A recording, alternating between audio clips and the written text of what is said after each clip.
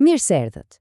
Sot do të nisemi bashkë në një udhëtim, jo do si do, por një udhëtim brenda vetes.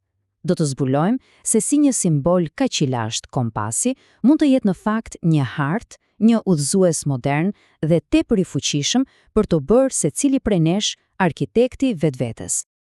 Pra, pyetja që shtrohet është kjo: si ka mundësi që një vegël kaq e thjeshtë, diçka që përdorim për të vizatuar një rreth, të mbaj brenda saj sekretin e vetvjeshtrisë?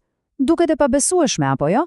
E po, le ta shohim se si një objekt, në dukje i zakonshëm, mund të na tregojë rrugën drejt një jete të jetuar me qëllim dhe harmoni. Atëre, le të fillojmë. Hapi i parë është të ndryshojmë mënyrën se si e shohim kompasin. Nuk është thjesht një mjet fizik, është koha ta shohim si atë që është në të vërtetë, një çelës simbolik, tepër i fuqishëm. Shikoni, kompasi ka dy anë, dy funksione. Nga njëra anë është vegla e moratorit, ajo që vizaton rreth dhe mat distanca në botën fizike, por nga ana tjetër, në masonerinë spekulative, ai bëhet diçka krejt tjetër. Të vizatosh një rreth? Jo. Do të thotë të vendosësh kufijtë e tu moral.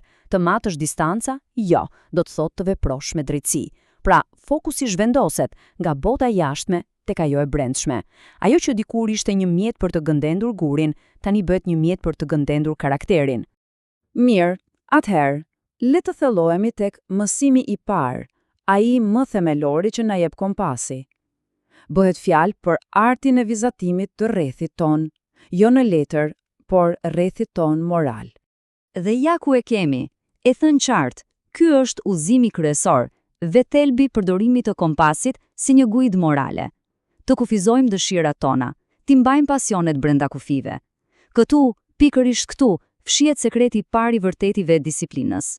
Tani, le ta zbërthejm pak këtë ide, sepse çdo pjesë ka një kuptim të thellë.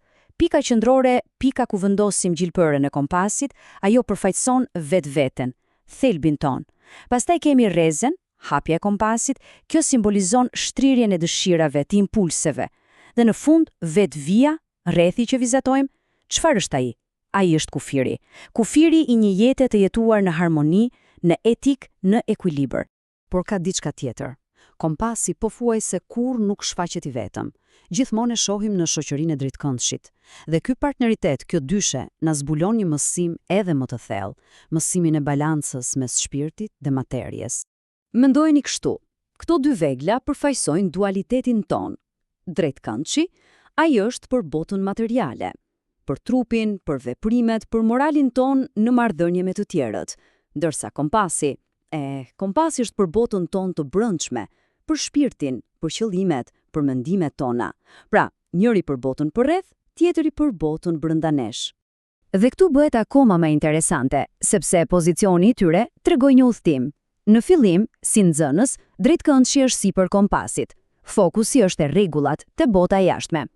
Pastaj, si zejtar, ato janë në ekuilibër, një periudhë rritjeje, dhe në fund, si mjeshtër, shikoni çfarë ndodh. Kompasi kalon sipër, shpirti dominon materjen. Kjo është një paraqitje mrekullueshme e rrugëtimit nga disiplina imponuar drejt ndriçimit të brendshëm. Por, nga vjen gjithë kjo mençuri, nuk është një shpike e re. Për të kuptuar vërtet fuqinë e këtij simboli, duhet të kthehemi pas në kohë, të dëgjojmë jehunat e mençurisë së lashtë. Kjo ide ka rrënjë shumë të thella. Në gjeometrinë e shenjtë, kompasi ishte mjeti për të krijuar modele kozmike. Për egjiptianët dhe hermetistët ishte simboli manifestimit të realitetit. Për pitagorianët ishte çelësi për të zbuluar harmoninë universale. Pra, kultura të ndryshme, epoka të ndryshme, por të gjitha e shihnin gjeometrinë si një lloj gjuhe hyjnore. Vet forma e kompasit e thot gjithçka. Ai është një urë mes dy botëve, duke mishuruar parimin e lashtë hermetik. Si lart, ashtu edhe poshtë. Njëra këmbë qëndron e ankoruar në tokë, në botën materiale, ndërsa tjetra drejtohet nga qiejt, nga bota shpirtërore. Ai është lidhja mes asaj që jemi dhe asaj që aspirojmë të bëhemi. Dhe tani arrim tek mësimi më i thellë, tek kuptimi vërtet i mjeshtrit. Deri tani folëm për rrethin, për kufirin, por harruam diçka thelbësore. Le ta zhvendosim fokusin nga vija te pika. Është kaq e thjeshtë, por kaq e thellë. Nuk mund të vizatosh një rreth të përsosur pa një qendër të palëvizshme. provoni. Nëse dora dridhet, nëse pika lëviz, rrethi del i shtrembër. E njëjta gjë vlen edhe për jetën. Cilësia e botës që krijojmë rreth vetes varet tërësisht nga stabiliteti i qendrës sonë të brendshme. Kjo na çon natyrshëm te pyetja e madhe. Cila është kjo qendër? Kjo pikë e palëvizshme brenda nesh? Dhe me këtë pyetje, ne kalojmë nga thjesht praktika e disiplinës në kërkimin e vetë burimit të qenies sonë. Këtu fillon udhtimi i vërtet. Mësimi më ezoterik na zbulon se kjo qendër nuk është egoja jone lëkundshme. Jo, është vetja jone vërtet, tempulli ynë i brendshëm, shkëndija ynore brenda nesh.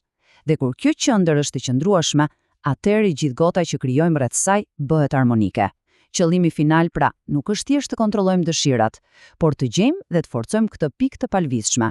Kjo është vepra e madhe. Në fund të fundit, duhet të kujtojmë këtë. Kompasi nuk e bën punën vet. Ai thjesht udhëzon dorën. Dhe tempulli për të cilin flasim këtu, tempulli që po ndërtojmë, nuk është prej guri. Ai është bërë prej karakterit, prej vetvetes. Kështu që, në fund të këtij shpjegimi, mbetet një pyetje për secilin prej nesh. Çfarë lloj tempulli po ndërtojmë?